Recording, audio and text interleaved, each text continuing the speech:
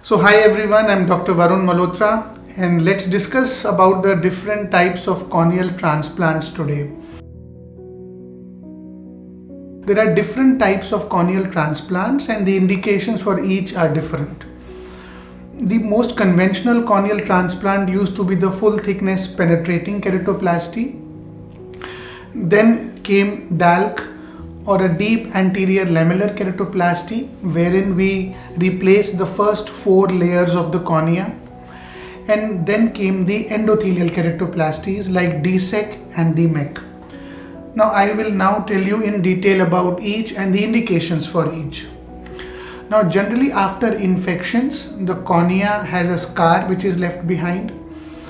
There are 5 layers of the cornea. If all these layers of the cornea are involved, it is called a full thickness corneal scar.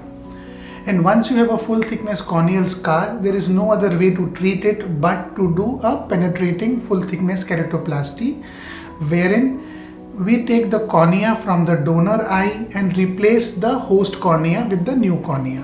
Now there are certain cases when these scars are not very deep, they only damage the top 3 layers of the cornea.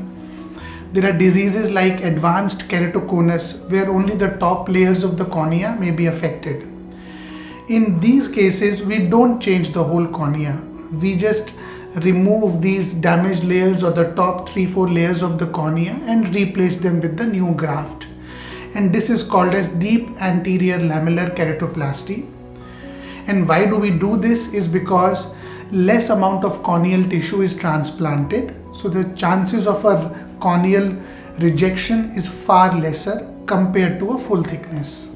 Now there are diseases like Fuchs endothelial dystrophy or cases of corneal decompensation wherein only the innermost layer of the cornea is damaged. The top 4 layers are absolutely intact. For these, we again don't change the whole cornea. We just remove the innermost layer of the cornea and replace it with the new endothelium. And these surgeries are called as DSEK and the newer modality called DMEK. If you are facing any corneal issue, please do visit your nearest corneal surgeon.